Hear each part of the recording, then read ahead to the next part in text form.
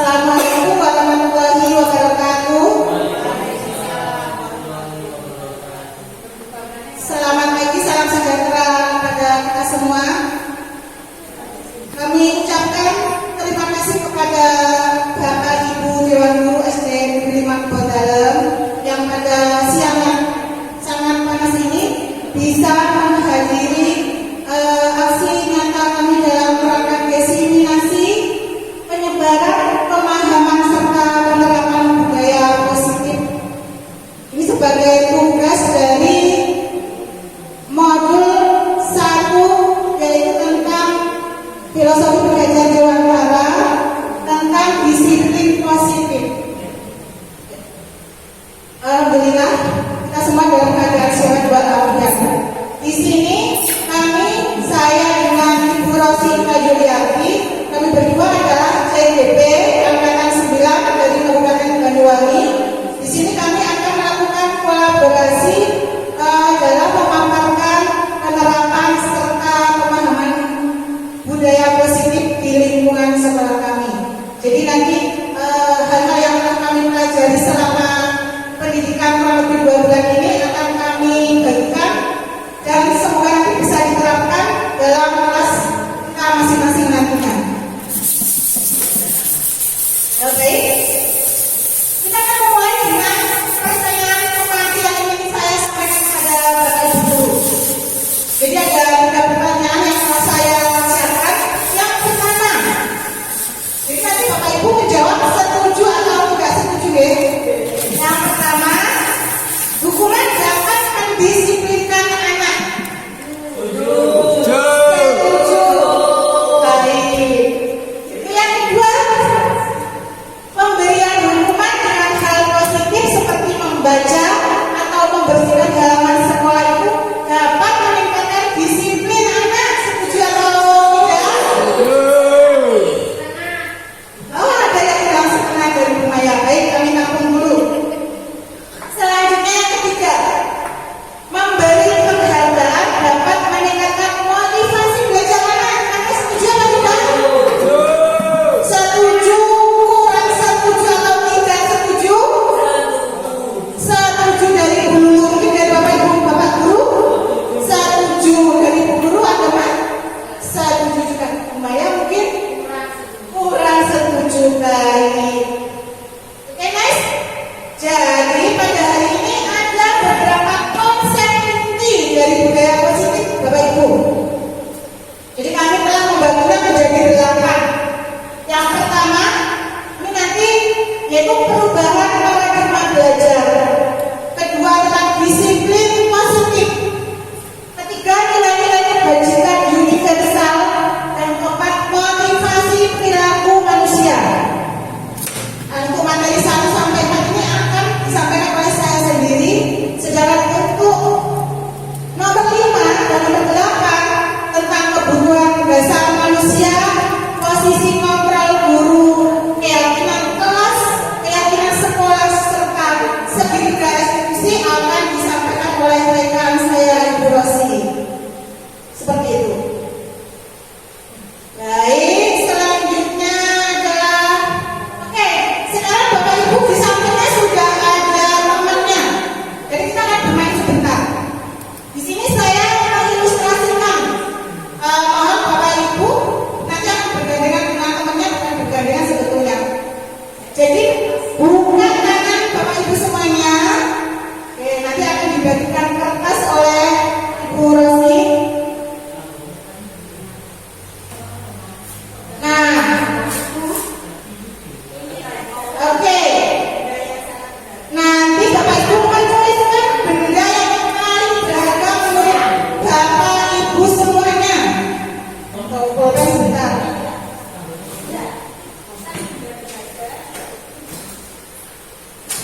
Satu bagian nanti.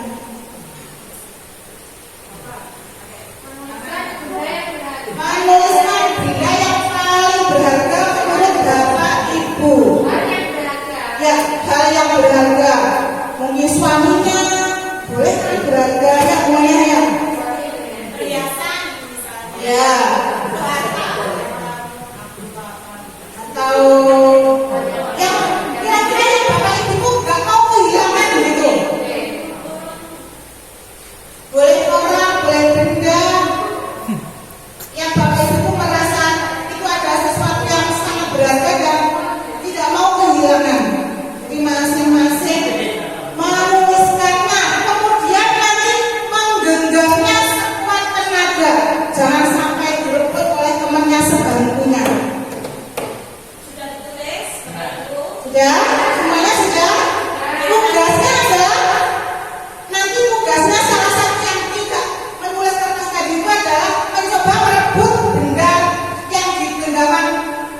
sebelahnya itu sekuat tenaga untuk memakai bujukan, rayuan atau apapun ya sampai itu kira-kira mampu nggak merebut itu ya.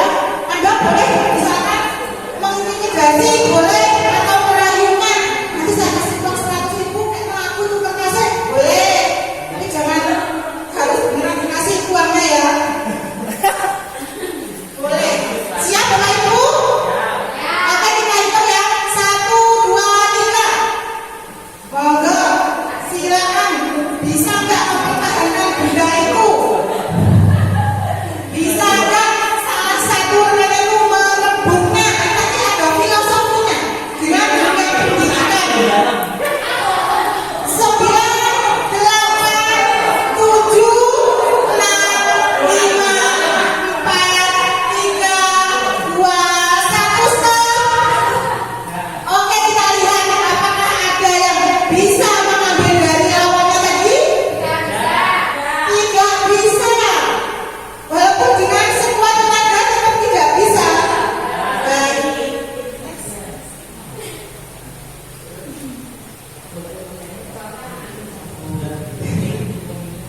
Oke.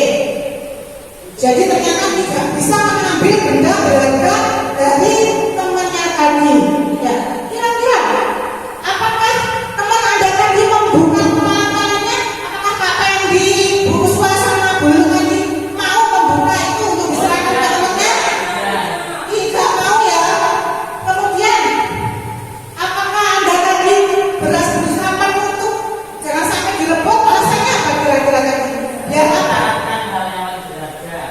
Mempertahankan hal yang paling berharga supaya tidak hilang.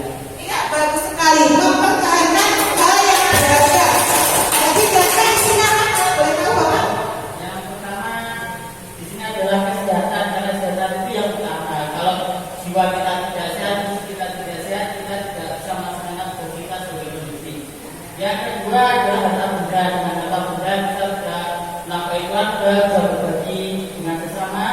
Yang ketiga, saya adalah orang tua, karena orang tua adalah jembatan kita menuju kebahagiaan dunia dan juga akhirat. Yang keempat, kita bagi sahabat di dunia dan sahabat di akhirat. Yang kelima adalah pasangan, karena pasangan itu teman kita di dunia sampai Oke, ternyata banyak sekali dunia berharga dari belakang tadi. Oke, dalam kegiatan ini tadi, siapa sebetulnya yang memegang kendali kontrol untuk bisa membuka tadi? Bapak atau temennya? Kira yang membuka kendali itu tadi? saya. Bapak sendiri, Bu Swa sendiri, sama Bu sendiri. Jadi apakah bisa teman Anda tadi itu berhasil membuka kalau Anda tidak mengizinkan? Ya, Tidak bisa. Sekuat tenaga apapun jika teman Anda tidak membuka maka tidak akan terbuka. Jadi kita harus belajar mengubah paradigma stimulus respon ke pendekatan teori kontrol. Ini adalah paradigma kita sebagai guru selama ini. Ada miskonsepsi selama ini kita sebagai pendidik. Yang pertama, itu ada ilusi guru mengontrol murid. Apa artinya? Kira-kira ada yang mau jawab? Mungkin Bu Maya?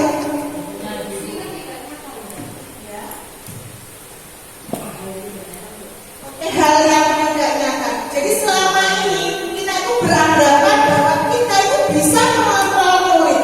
Padahal murid-murid itu kalaupun kita perintah tetapi mereka tidak berkehendak melakukan apa yang kita perintahkan, tidak akan terjadi seperti itu. Jadi selama ini kita itu selalu salah beranggapan bahwa kita bisa mengontrol mereka. Ternyata itu hanya ilusi. Ya, ya. Yang kedua, ilusi bahwa kritik dan membuat orang merasa bersalah dapat menguatkan karakter. Ini contoh seperti ini.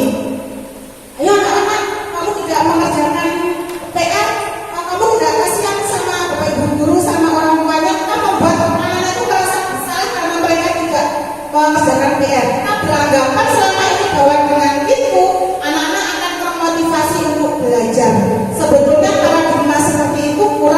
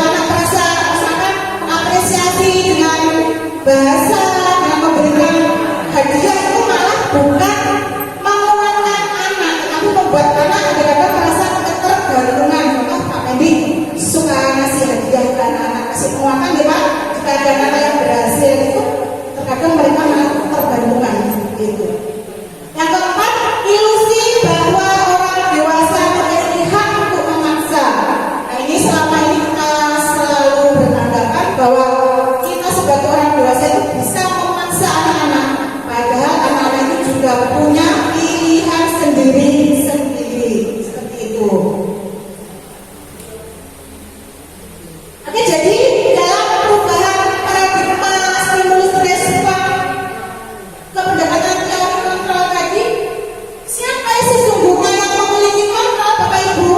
Oke, jadi ini adalah stimulus respon. Kita akan merubahnya menjadi teori kontrol pilihan. Jadi ada beberapa paradigma yang ingin kita ubah mulai sekarang, tapi secara perlahan. Yang pertama, kita mencoba mengubah orang agar berpandangan sama dengan kita. Sekarang kita akan belajar untuk merubahnya menjadi kita berusaha memahami, bukan mengubah lagi, tetapi kita berusaha memahami pandangan orang lain tentang dunia. Dalam konteks ini adalah siswa. Jadi kita tidak bisa mengubah siswa, tetapi kita bisa memahami kebutuhan siswa. Yang kedua, perilaku buruk dilihat sebagai suatu kesalahan. Jadi selama ini Bapak Ibu kita selalu menganggap anak-anak yang mereka itu berkelakuan buruk, suka ramai, membuat kotor itu anak-anak yang selalu berbuat salah. Tetapi mulai sekarang kita harus bisa merubah paradigma berpikir kita bahwa semua perilaku anak-anak itu memiliki tujuan. Tinggal bagaimana guru mengetahui apa sebetulnya yang anak-anak itu inginkan, kebutuhan apa yang mereka inginkan seperti itu. Yang ketiga, orang lain bisa mengontrol saya. Sekarang tadi seperti percobaan tadi, tidak ada yang bisa mengontrol ya. Yang bisa mengontrol adalah siapa? Diri kita sendiri.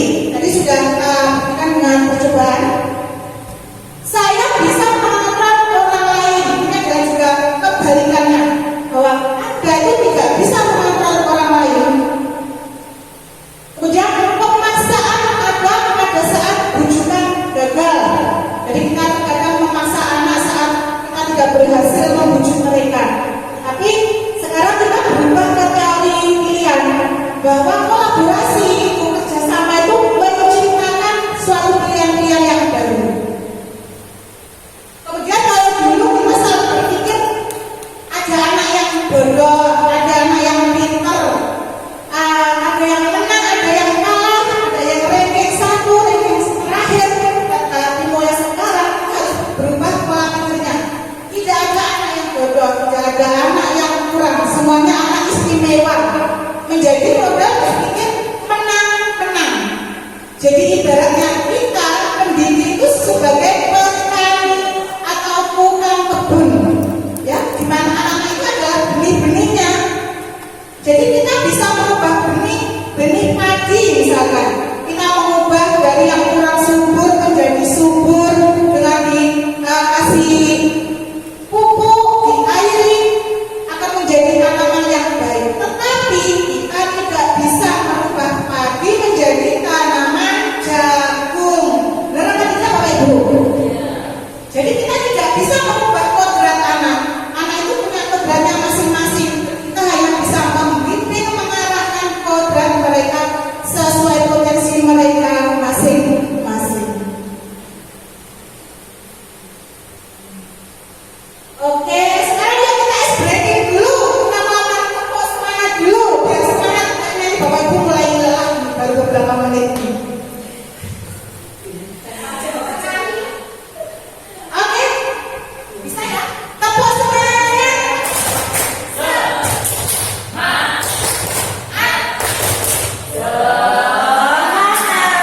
Oke, terima kasih. Materi selanjutnya adalah tentang disiplin. Oke, kita mendengar kata disiplin. Apa yang terlihat dalam benak Bapak Ibu semuanya? Kira-kira disiplin. Itu sangat sering sekali mendengarnya. Kira-kira apa yang benar?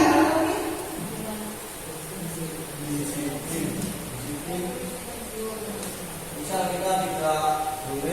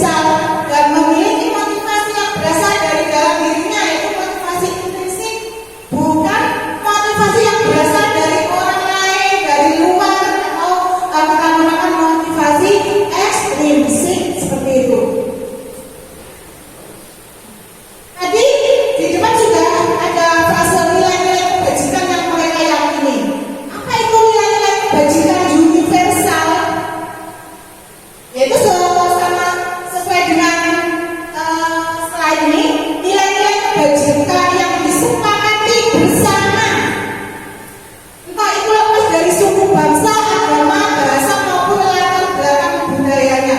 Itu suatu nilai-nilai yang umum, entah itu di daerah Jawa, Sumatera, Bali, itu nilai-nilai itu sama, disepakati bersama-sama. Jadi nilai-nilai ini ibaratnya payung besar dari sikap dan perilaku kita, atau nilai-nilai yang merupakan fondasi kita berperilaku. Di sini seorang ahli yaitu Diana Gosen mengemukakan bahwa dengan mengaitkan nilai-nilai kebajikan yang diyakini seseorang, maka motivasi intrinsiknya akan terbangun seperti itu, sehingga menggerakkan motivasi dalam mencapai tujuan yang diinginkan. Jadi dengan kita mempercayai nilai-nilai kebajikan akan menggerakkan kita untuk bisa mengontrol diri, bisa sadar diri, bisa mempunyai suatu motivasi dari dalam diri kita sendiri. Seperti itu. Kaitannya dengan siswa, kita sebagai pendidik. Nah, salah satu nilai-nilai yang ingin dicapai oleh setiap anak itu kita kenal sebagai profil belajar Pancasila. Kira-kira ada berapa dimensinya Bapak Ibu? Ada 6. Jadi yang pertama, beriman bertakwa kepada Tuhan yang Maha Esa dan berakhlak mulia. Lalu berkebinekaan global, bernalar kritis, mandiri, kreatif, dan gotong royong. Ini karena sangat susah dihafal. Biasanya kita itu sama anak itu menyanyikan lagu yang mungkin Bapak Ibu sudah sering mendengarnya. Yuk, kita bernyanyi bersama yuk. Oke, 1, 2, 3. Belajar Pancasila, beriman dan bertakwa pada Tuhan yang Esa dan berakhlak mulia, berkebinekaan global, gotong royong mandiri, kreatif dan bernalar kritis. Terima kasih. Jadi itu adalah dimensi yang sekarang ini digembar-gemborkan dalam kurikulum merdeka. Jadi apapun modul ajar, rencana pembelajaran kita itu pasti kita wajib melakukan, bisa apa itu? Kita wajib untuk mengambil minimal 2 dimensi ini dalam RPP, dalam modul ajar kita. Jadi nggak harus ke 6 dimensi ini kita masukkan, tapi minimal 2 atau 3 saja sudah cukup kita masukkan dalam modul ajar. Nah ini tadi di depan sudah kita bahas tentang motivasi intrinsik serta motivasi ekstrinsik. Dan di sini ada 2. Motivasi yang positif itu adalah motivasi dari dalam diri kita sendiri. Sedangkan motivasi ekstrinsik itu motivasi berasal dari luar. Contohnya yang pertama, untuk menghindari ketidaknyamanan, ada untuk menghindari hukuman. Contoh seperti ini. Anak-anak ketika upacara bendera itu memakai seragam lengkap itu, kira-kira motivasi mereka apa kira-kira? Dia tidak dihukum, bukan sekali. Saya juga beranggapan anak-anak itu memakai seragam lengkap itu agar tidak dihukum, untuk menghindari ketidaknyamanan. Sedangkan yang kedua, mendapatkan penghargaan dari orang lain. Contohnya, ada anak mengerjakan PR agama. Kira-kira mereka ingin apa ya? Selain tidak dihukum, ini mendapat ujian dari Bu Puspa. Kamu ya mengerjakan nilainya bagus seperti itu. Tetapi motivasi intrinsik yang dari luar, dari dalam diri sendiri yang kita ini mungkin belum tampak pada anak-anak, yaitu untuk menjadi orang yang mereka inginkan dan tetap menghargai diri sendiri dengan nilai-nilai yang mereka percaya. Ini belum nampak, ini walaupun mereka belum ditumbuhkan. Oleh sebab itu kita sebagai pendidik itu ingin berusaha menumbuhkan motivasi itu mulai sekarang dan selanjutnya. 2.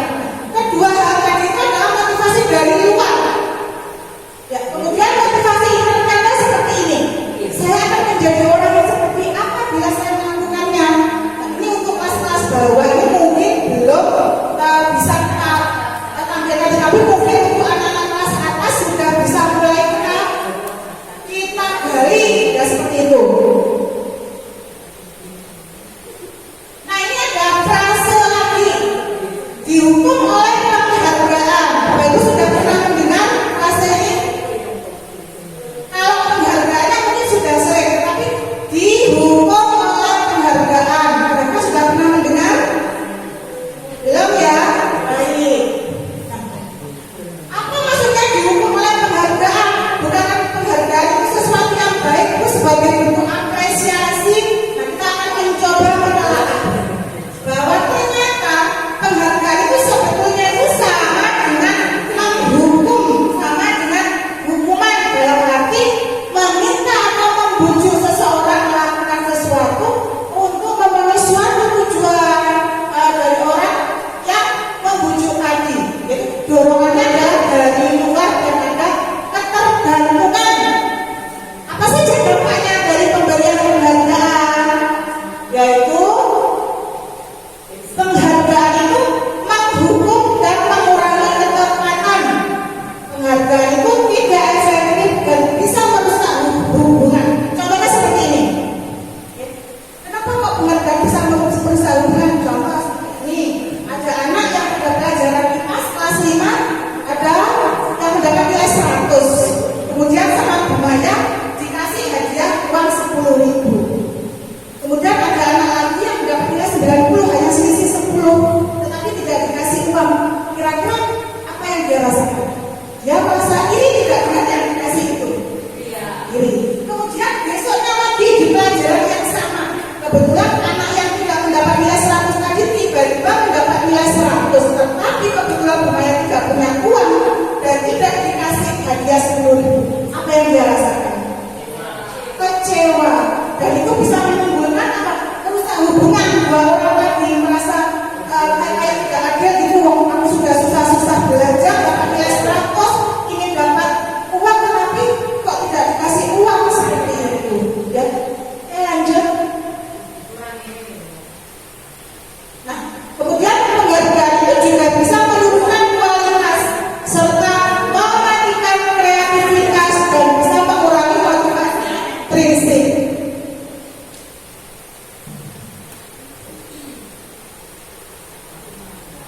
Selanjutnya adalah bagaimana cara kita mengapresiasi anak-anak yang mendapat nilai baik, yang menerapkan nilai-nilai kebajikan yang baik.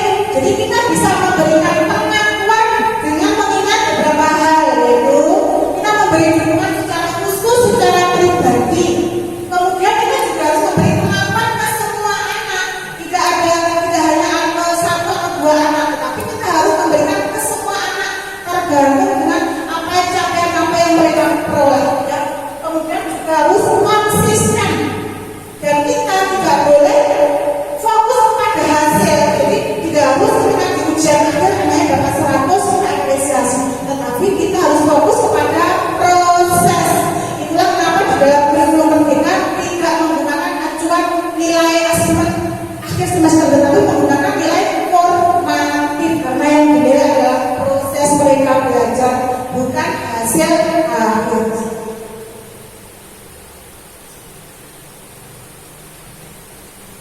Selanjutnya adalah ini contoh pengakuan atau apresiasi seperti apa? Ini ada beberapa contoh. Kita bisa melakukan ini kepada murid-murid kita, yaitu seperti ini contohnya. Kemarin saya perhatikan rasa empatimu besar sekali pada saat menolong murid baru di kelas. Jadi dengan kalimat itu anak-anak akan tahu apa dalam kebajikannya di sini, rasa empati. Jadi kita tidak harus memberikan hadiah berupa suatu benda, tapi kita memberikan apresiasi berupa mana ditunjukkan nilai-nilai kebajikan apa yang mereka sudah tampilkan. Kemudian ada lagi, saya menghargai kepedulianmu pada saat kamu membantu teman-temanmu di tugas kelompok. Jadi anak-anak tahu nilai-nilai kebajikan apa yang ditampilkan, yaitu rasa peduli kepada sesamanya. Yang terakhir ini, Ibu Guru akan terima kasih untuk rasa tanggung jawabmu pada saat kamu memunguti kertas-kertas yang berserakan di lantai. Jadi kita apresiasi anak-anak yang sudah mau mengambil sampah dengan kita tunjukkan nilai kebajikan, yaitu rasa tanggung jawab. Seperti itu. Nah, Bapak Ibu,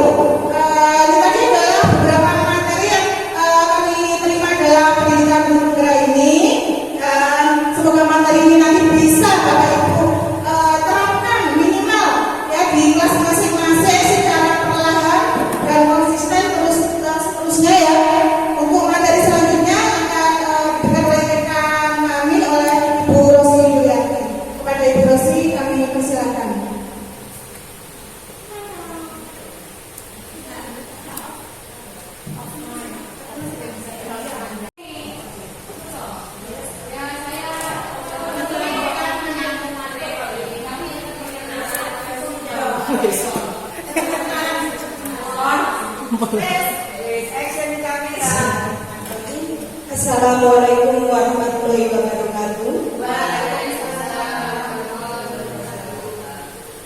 Terima kasih Bapak Ibu masih setia berada di ruangan ini, dan saya harap Bapak Ibu bersedia untuk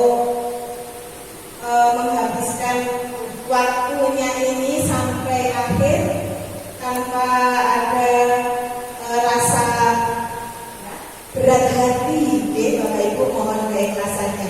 Menyambung dari materi yang disampaikan dari Ibu Siti Nurlatifah tadi, di sini bahwa ada 5 kebutuhan dasar manusia.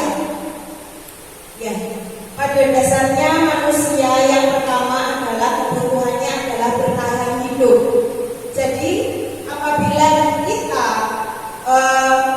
masuk ke dalam lingkungan sekolah, sebenarnya anak-anak itu juga sama Bapak Ibu. Mereka memiliki 5 kebutuhan dasar yang harus mereka penuhi. Mereka itu berbuat hal-hal yang mungkin berbagai macam beragam cara supaya mereka itu kebutuhan dasarnya terpenuhi. Salah satunya itu adalah kebutuhan bertahan hidup. Kebutuhan bertahan hidup itu kan menyangkut tentang kebutuhan biologis, yaitu sandang, pangan, dan juga papan. Bagaimana dengan anak di sekolah? Sama ya, seperti itu juga. Kemudian penguasaan, kemudian ada kebebasan dan juga kesenangan, serta kasih sayang dan rasa diterima. Untuk penguasaan contohnya bisa dicontohkan, mungkin Bapak Ibu sudah menyadari, oh ini ternyata kebutuhan murid saya ini terkait dengan penguasaan. Bisa mencontohkan? Bila kita aplikasikan di lingkungan sekolah kita atau di kelas, boleh. Kebutuhan akan penguasaan. Contohnya, apabila seorang anak itu merasa mereka kaya, atau bahkan kita, itu biasanya mereka berkuasa. Terus kamu betul Bapak Ibu? Iya, biasanya seperti itu. Mereka itu bisa mengatur teman-temannya yang berada di dalam kelas mereka. Nah, itu namanya kebutuhan akan penguasaan. Oke. Terus kemudian kebebasan. Kebebasan diantaranya yaitu memilih. Contohnya, ketika ibu membawakan bekal, mereka dari rumah itu sudah meminta request makanan apa yang dia sukai. Nah, itu terkait dengan kebebasan. Dan juga mereka bisa memilih metode atau cara belajar yang mereka sukai, itu juga termasuk dalam kebebasan. Dan untuk kesenangan, ini sangat sering terjadi pada anak-anak kita. Contoh, gembesi ban dibocorkan, ada 5 siswa pulang sekolah banyak kempes. Nah, ini terkait dengan kebutuhan kesenangan. Mereka itu senang jika mereka itu jahil, mereka merasa sangat hal itu lucu. Itu memenuhi kebutuhan kesenangan. Selanjutnya kebutuhan kasih sayang dan rasa diterima. Nah, ini yang terakhir, ini pasti Bapak dan Ibu sudah sangat mengetahui ya, bahwa semua anak itu sebenarnya inginnya disayang, inginnya diterima, tidak ingin diperlakukan secara tidak adil. Next, Bapak Ibu, ini ada sedikit ya pertanyaan. Ini kaitannya dengan hukuman dan konsekuensi. Ini biasanya sering sekali kita lakukan. Dan dulu saya beranggapan hal ini benar semuanya. Oh, ternyata salah satu dari kegiatan yang pernah saya lakukan ini ternyata tidak benar. Nah, ini kaitannya dengan hukuman dan konsekuensi. Pertanyaan yang pertama atau tindakan guru yang pertama, mencatat 100 kali di dalam buku dengan kalimat saya tidak akan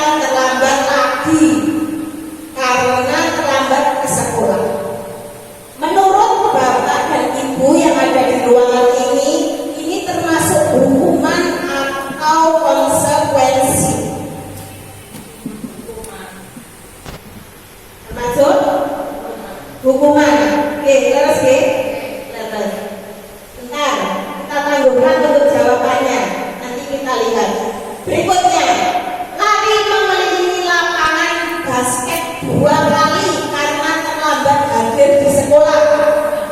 Termasuk hukuman atau konsekuensi. Hukuman juga.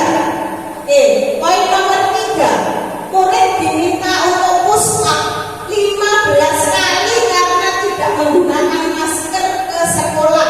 Hukuman atau konsekuensi? Hukuman juga. Kemudian membersihkan tumpahan air di meja tulis karena tersenggol saat belajar. Termasuk hukuman atau konsekuensi? Konsekuensi. Oke, dikunci jawabannya. Berikutnya. Oke, menggantikan kertas tugas teman yang telah dicoret-coret. Konsekuensi juga. Murid disuruh menggunakan sepatu seharian di sekolah karena tidak mengenakan sepatu hitam. Maksudnya ini kalau saya ya, kalimat ini seharusnya murid disuruh untuk melepas sepatu seharian di sekolah karena tidak mengenakan sepatu hitam. Kemungkinan anak tersebut memakai sepatu yang hitam atau warna putih, begitu ya. Termasuk hukuman atau konsekuensi? Konsekuensi. Baik, yang terakhir, lari mengelilingi lapangan basket 2 kali karena terlambat 10 menit untuk pelajaran PJK. Hampir sama dengan poin yang nomor 2, Bapak Ibu. Termasuk hukuman maupun konsekuensi. Bagaimana? Konsekuensi. Mari kita lihat ya, Bapak Ibu. Jawabannya yang benar. Survei membuktikan. Ya. Baiklah, dari apa yang telah Bapak dan Ibu bedakan tadi, hukuman atau konsekuensi, bahwa 1, 2, 3, poin ke 1 sampai ke 3 merupakan hukuman. Betul sekali. Karena hukuman itu sifatnya bagaimana Bapak Ibu? Dadakan biasanya, tidak terencana. Dan hanya satu arah. Itu yang memberikan guru. Oke. Terus untuk selanjutnya, setelah kita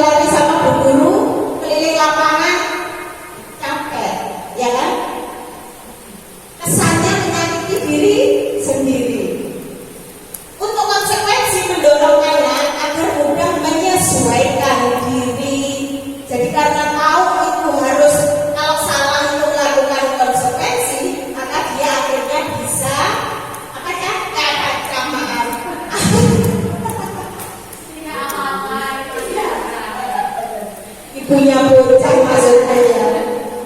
Untuk menyesuaikan diri. Konsep diri yang buruk kalau hukuman merasa mereka itu kalau sudah dihukum buruk sekali. Mereka itu menjadi orang yang selalu bersalah. Sedangkan pada konsekuensi konsep diri yang baik, mereka akan memperbaiki kelakuannya, memperbaiki kesalahannya. Ya, anak belajar yang menyembunyikan kesalahan, nanti mereka bisa memutar balikkan fakta. Ketika bu guru disentuh pipinya saja, mereka bilang menampar. Ya, padahal hanya mungkin ini apa toh, biasa gitu ya, ini apa toh kok doa kami misalnya seperti itu. Mereka bilang apa? Bu Rosi menampar saya lagi. Terus akhirnya anak itu mencari pembelaan. Kemudian bila konsekuensi anak belajar untuk mematuhi peraturan. Yang terakhir, marah, rasa bersalah, dipermalukan, merasa tidak dihargai. Jadi karena mendapat hukuman maka mereka merasakan hal-hal yang negatif. Kemudian untuk konsekuensi kehilangan hak, dibuat tidak nyaman, diasingkan sementara. Memang haknya, misalnya kalau dia terlambat 10 menit, haknya istirahat akan diambil 10 menit. Itu konsekuensinya, ya kan? Kehilangan hak. Kanggo ijoli kesalahannya tadi terlambat 10 menit seperti itu. Mereka tidak nyaman hanya sementara. Baiklah, untuk selanjutnya posisi kontrol seorang guru. Yang pertama sebagai penghukum, Bapak Ibu sebagai yang mana di antaranya ya? Penghukum, pembuat rasa bersalah, sebagai teman, sebagai pemantau, atau sebagai manajer yang sudah Bapak Ibu praktekkan selama ini. Bapak Ibu sebagai posisi yang mana? Yang mana Bapak Ibu? Mari kita refleksi, kita ingat-ingat. Saya pribadi sering sebagai penghukum atau pemantau. Sebenarnya kita pantau ya. Namun di antara kelima posisi tersebut ada satu posisi yang paling ideal, yang paling dianjurkan, yaitu sebagai manajer. Ya, guru bisa berdialog bersama murid, mempersilahkan murid mempertanggungjawabkan dan mendukung murid agar menemukan solusi atas permasalahan sendiri. Jadi berbicara dari hati ke hati, Bapak Ibu, tidak langsung menghardik atau menghina, mencela, bahkan seperti itu. Yang kedua, posisi manajer mengacu pada restitusi yang dapat menjadikan murid sebagai manajer bagi diri sendiri sehingga tercipta identitas berhasil pada diri murid. Kalau sudah ada masalah, kita bicara dari hati ke hati, menanyakan apa permasalahannya, kemudian menanyakan bagaimana cara memperbaiki dirinya supaya mereka bisa kembali kepada teman-temannya dalam posisi yang sukses atau berhasil. Next. Nah, ini keyakinan. Jadi saya yakin Bapak dan Ibu sudah membuatnya. Ada kelas Bapak dan Ibu, yaitu keyakinan sekolah atau keyakinan kelas. Kalau diterapkan di kelas ya berarti keyakinan kelas. Di sini guru berperan dalam mewujudkan terbentuknya keyakinan sekolah atau kelas dengan adanya kesepakatan antara guru dan murid. Kalau guru saja bagaimana Bapak Ibu, atau bisa disebut keyakinan?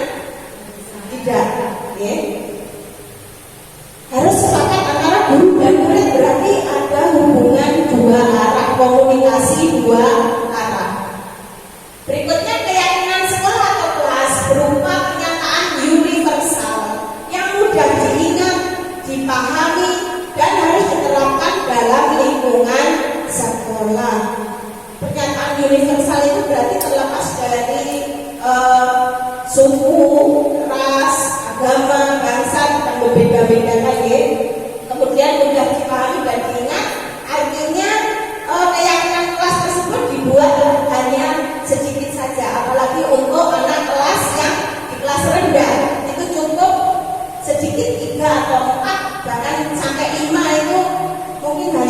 saja. Untuk keyakinan kelas, ketentuan dalam pembentukan keyakinan kelas. 1. Keyakinan kelas bersifat abstrak dari peraturan yang lebih rigid dan konkret. 2. Pernyataan bersifat universal seperti yang sudah saya katakan tadi, terlepas dari perbedaan suku, agama ataupun ras. Kemudian pernyataan keyakinan kelas berupa kalimat positif. Berupa kalimat positif itu artinya bagaimana? Misalnya Bu Lina membentuk keyakinan kelas pada kelas 2 anak-anaknya. Tidak boleh datang terlambat. Itu mengandung kalimat masih negatif. Jadi harus kita rubah menjadi kalimat positif. Gimana caranya ya? Datang tepat waktu ya.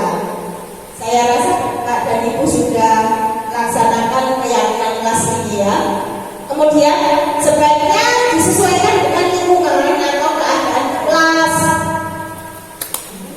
Disesuaikan dengan lingkungan Bapak Ibu boten usah memandang lingkungan kelas yang lain. Kita fokus pada kelas kita sendiri. Nomor 6, semua warga kelas hendaknya ikut berkontribusi dalam pembuatan keyakinan kelas melalui jumlah pendapat. Nanti akan ada contohnya Bapak Ibu untuk kegiatan keyakinan sekolah atau kelas yang sudah saya bentuk. Ini bisa sebagai contoh atau rujukan. Nomor 7, meninjau kembali keyakinan kelas dari waktu ke waktu, menyesuaikan dengan kebutuhan dan keadaan anak-anak saat itu. Apa yang harus ditambahkan? Next. Nah, ini salah satu keyakinan kelas kami, yaitu kelas 1. Ada 5 poin yang sudah disepakati dan diyakini oleh anak-anak. Di antaranya, ya benar ini, mereka sendiri yang mengatakan bahwa kelas suasananya harus damai. Tidak hanya satu anak yang mengatakan itu. Dari 16 anak, 13 anak menulis hal tersebut. Maka saya simpulkan bahwa nomor 1, suasana kelas tertib dan damai. Sesuai ketika yang sudah mereka torehkan pendapatnya di study note. Kemudian nomor 2, menjaga kerapian, kebersihan, dan keindahan kelas. Sebenarnya mereka mintanya apa? Kelasnya bagus. Bagus itu yang bagaimana? Kan saya tanya begitu. Bu, kelas ini kan loro. Waduh ya, ini bukan tentang bangunan anak, ini tentang suasana kelas kita. Saya bilang begitu. Oh ya udah Bu, kalau itu kelasnya rapi, terus ada hiasan-hiasan. Oke, jadi Bu Rosi simpulkan bahwa nomor 2, menjaga kerapian, kebersihan, dan keindahan kelas. Kemudian 3, bersikap baik dan sopan. Ini sering menjadi bahan yang diwadulne. Bahasa ibunya diwadulne. Anak-anak selalu A berbicara apa Bu, B berpisah Bu, nah seperti itu. Kemudian saling gotong royong. Yang kelima, berteman tanpa membeda-bedakan.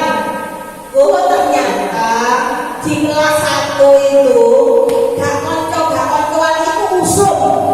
Nah, dari sini nomor 5 juga permintaan mereka. Katanya kalau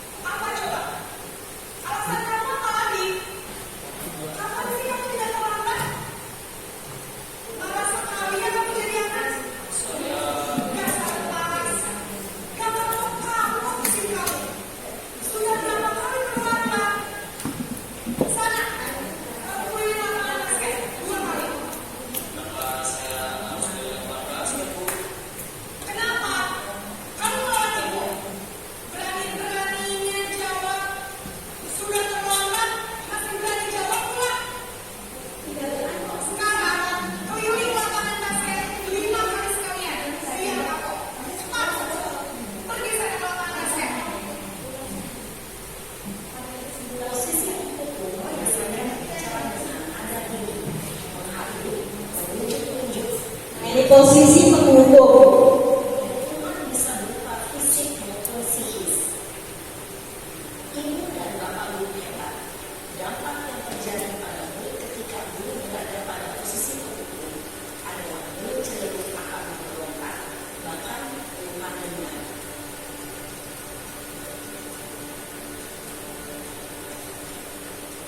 Posisi yang kedua, membuat merasa bersalah.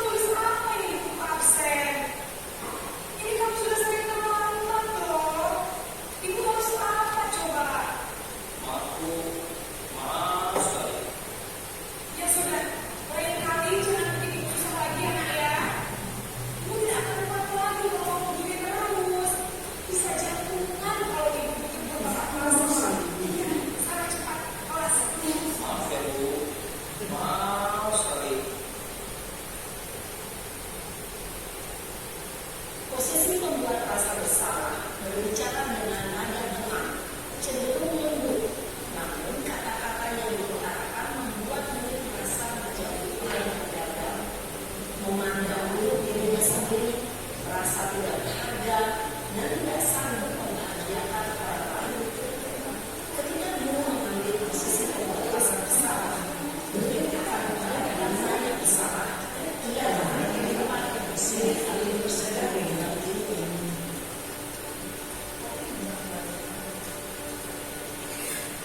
Yang ketiga, posisi sebagai teman.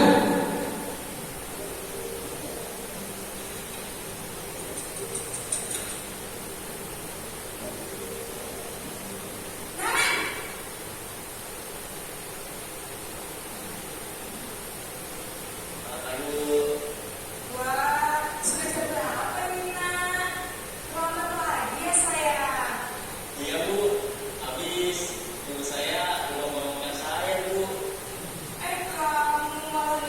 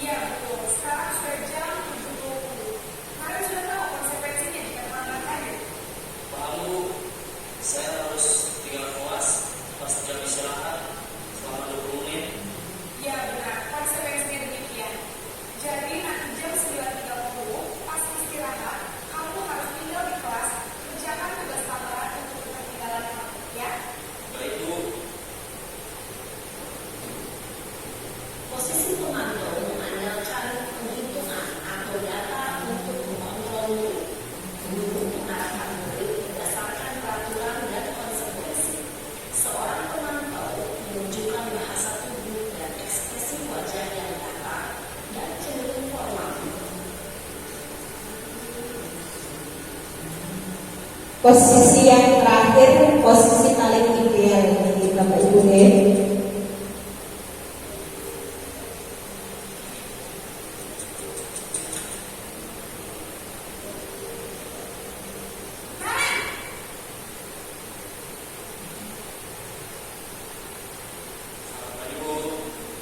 Selamat pagi Karen. Iya, sekolah masuknya jam 7, sekarang sudah jam 7.20. Jadi sekarang bagaimana ini Karen? Baik Pak, menurut kamu, keyakinan sekolah yang mana yang perlu kamu tingkatkan?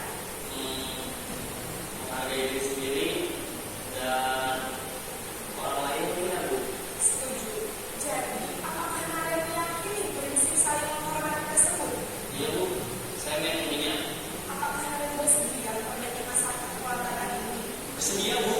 Bagaimana kamu akan memperbaiki masalah keterlambatan ini?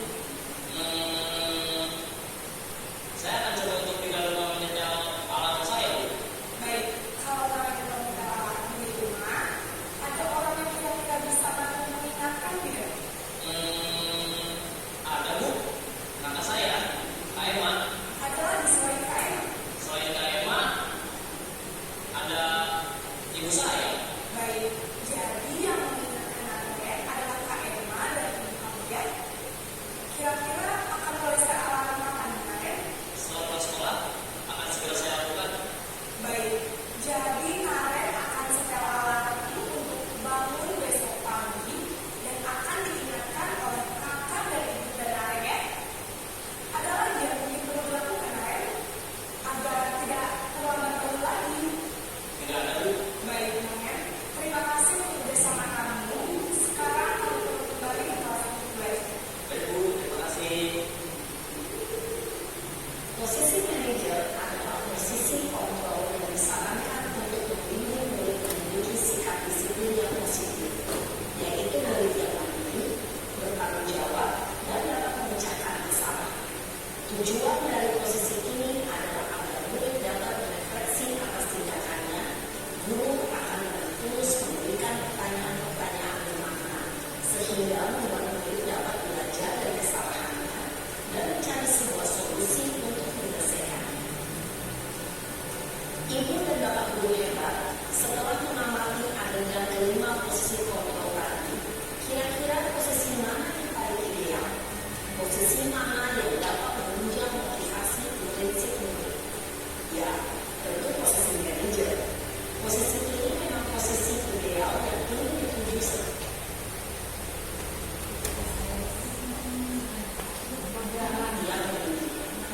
pada posisi inilah guru dapat berpartisipasi positif dan memihak pada murid yang memerdekakan murid. Perjalanan seorang pendidik tentunya tidak bisa untuk sampai pada posisi seorang manajer. Namun, tujuan kita pasti, yaitu menciptakan murid-murid yang mandiri, merdeka, dan bertanggung jawab. Semoga penggagalan 5 posisi kontrol yang telah diperlihatkan ini dapat menjadi ajang refleksi bagi kita semua, agar dapat terus mengasah dan mengembangkan disiplin-disiplin yang memerdekakan murid. Mari terus berlatih dan bersemangat dalam Terima kasih Bapak dan Ibu sudah menyaksikan video tentang 5 posisi kontrol seorang guru yang ada di sekolah kita. Mudah-mudahan dengan video yang telah disajikan ini dapat menjadi kain diri kita untuk bisa merefleksi apa yang seharusnya kita lakukan demi anak kita yang mandiri, merdeka, dan juga memiliki rasa tanggung jawab. Kesimpulan dari materi awal hingga akhir yang telah disampaikan oleh Bu Siti Nur Latifah dan juga saya sendiri, yaitu guru yang baik harus memahami akan arti sesungguhnya pendidikan, yaitu menuntun segala kodrat anak dan mampu menumbuhkan budaya positif di sekolah. Dengan posisi ideal guru yaitu sebagai posisi manajer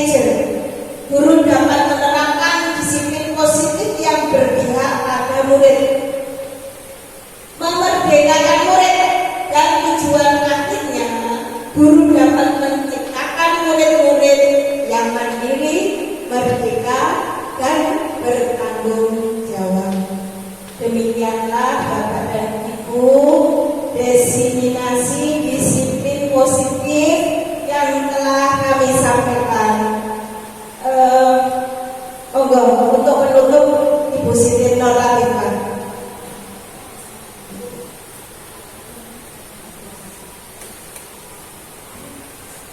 Baiklah, terima kasih. Kami ucapkan terima kasih kepada Bapak Ibu Dewan Guru SD Negeri Mangkunegaran yang telah meluangkan banyak waktunya untuk kami pada siang hari ini dalam menyebarkan pemahaman tentang materi disiplin positif yang telah kami pelajari selama hampir 2 bulan mengikuti pendidikan guru penggerak ini. Jadi dengan harapannya dengan berbagai pendekatan yang telah kami paparkan tadi mengenai nilai-nilai kebajikan universal, disiplin positif, motivasi intrinsik, penghargaan, posisi kontrol maupun segitiga restitusi bisa menjadi refleksi